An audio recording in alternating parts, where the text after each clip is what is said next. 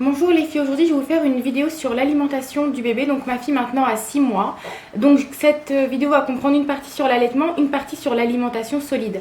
Donc ma fille depuis qu'elle est née, vous savez qu'elle est allaitée exclusivement. Je n'ai jamais acheté de lait si ce n'est les 8 premiers jours puisque vous savez que j'avais eu des difficultés pour allaiter. Donc elle prenait le biberon, le sein, le biberon, le sein jusqu'au 8e jour où enfin elle a pris que le sein. Et donc depuis ce jour-là, je ne fais que de l'allaiter. Il y a juste une seule fois où ma mère lui a donné du lait quand j'étais vraiment absente au moins 5 heures parce que j'avais un accompagnement en préfecture à faire vraiment urgent et donc du coup elle me l'a gardé en catastrophe et elle lui a donné un biberon. Mais sinon elle a toujours bu que mon lait. Alors depuis qu'elle a 4 mois, j'ai introduit des biberons d'eau et depuis qu'elle a 6 mois, des biberons, alors très peu, genre 10 millilitres de jus d'orange, de jus de pomme, voilà, elle goûte un petit peu. Et de coca. Oh, mon dieu, oui, elle boit un petit peu, voilà, de temps en temps, c'est très rare, mais voilà, il fait chaud et j'aime bien lui en donner. Alors, donc du coup, pour ce qui est de l'allaitement, sachez qu'il n'y a pas d'heure fixe pour donner du lait. Le bébé prend quand il le souhaite. Même maintenant, ma fille ne fait toujours pas ses nuits. Je l'allaite au moins 4 fois la nuit. Elle peut rester des fois, elle boit en quantité. Maintenant qu'elle a la gestion des mains, elle sait prendre toute seule et le mettre dans sa bouche et presser.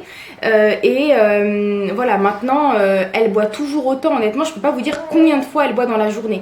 Mais elle boit toujours autant et de manière plus énergique. Et c'est normal parce que le biberon, le jet sort beaucoup plus facilement que la tétée où il faut vraiment faire un effort de succion pour que le lait coule. Donc voilà, ce qu'il en est aujourd'hui, on est toujours au même stade qu'avant. Et par rapport à l'alimentation, donc j'ai commencé, ma fille en fait, le problème c'est que vers les 4 mois, elle commençait à boire du lait toutes les heures, c'était insupportable, même la nuit. J'ai décidé d'introduire de l'alimentation. Ma pédiatre qui est vachement bio, etc. m'a dit non mais attendez les 6 mois, elle peut être nourrie au sein les 6 mois de manière exclusive. Le problème c'est que ma fille avait vraiment faim pour boire toutes les heures. Les pics de croissance, ça va 2 jours, c'est pas une semaine. Donc du coup, j'ai introduit de l'alimentation. Alors j'ai une machine à mixer, un mixeur que ma mère m'a offert de la marque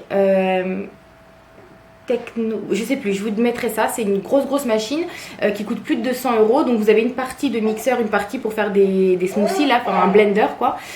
Alors au début ce que j'ai fait c'est que j'ai juste fait de la purée de carottes en introduisant une pomme de terre pour donner une consistance solide. C'est tout, pas de sel, pas d'huile, pas de beurre. Ensuite, j'ai fait haricots verts, pommes de terre. Ensuite, petits pois, pommes de terre. Ensuite, carottes, haricots verts, pommes de terre. Vous voyez, à chaque fois, je rajoutais des aliments, je les mettais ensemble. Maintenant qu'elle a 6 mois, j'ai fait des choux-fleurs. Donc les choux-fleurs, je vous recommande pas. Alors, je vais être un peu, voilà, mais ça fait péter les bébés et ça fait très mal au ventre. Donc moi, les choux-fleurs, j'ai banni. J'ai banni aussi la courgette, même si je sais que c'est très fort en apport en sels minéraux.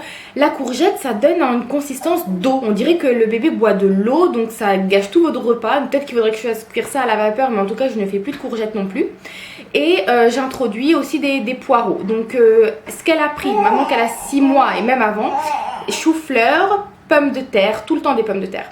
Petits pois, haricots verts, carottes, tomates. Alors ça c'est génial quand vous faites carottes, tomates et pommes de terre. La tomate apporte un goût. Depuis qu'elle a 6 mois, je rajoute du sel. Je mets un peu d'huile d'olive, je mets du citron. Voilà, j'essaye d'assaisonner depuis qu'elle a 6 mois. Par contre vraiment avant je ne le faisais pas. Et depuis qu'elle a 6 mois, la seule chose que j'ai introduit c'est du jambon, de la dinde, du bœuf. Ça c'est des choses que je ne mettais pas avant. Donc que je mixe à la machine. Et j'ai introduit des choux-fleurs. Donc ça j'en mettais pas du tout avant non plus. Donc voilà, ma fille mange des pots de 130 grammes le midi et le soir et le goûter toujours de la pomme ou des bananes et c'est moi qui lui fais ses repas.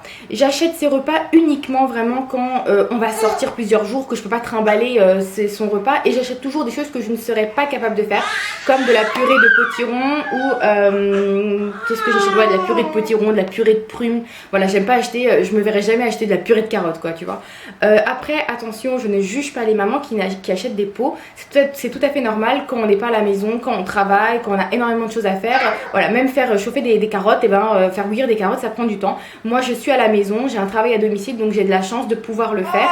Et en général, je conserve ça 3 jours maximum pour les repas salés au frigo et le sucré 4 jours. Et après je jette, hein, tant pis, mais je ne congèle pas, décongèle, congèle, j'aime pas. Et donc elle va manger 3 ou 4 jours la même chose et puis après je change, j'essaye toujours de diversifier. Donc voilà, si vous avez des questions supplémentaires, n'hésitez pas à me les poser et j'espère que ces petites informations vous auront aidé. En tout cas, l'alimentation solide a fait que ma fille tète beaucoup moins et se réveille moins la nuit. Il n'y a plus ces fréquences de 1 fois par heure. Voilà, je pense que j'ai tout dit et puis voilà, je vous fais des gros bisous. Ciao!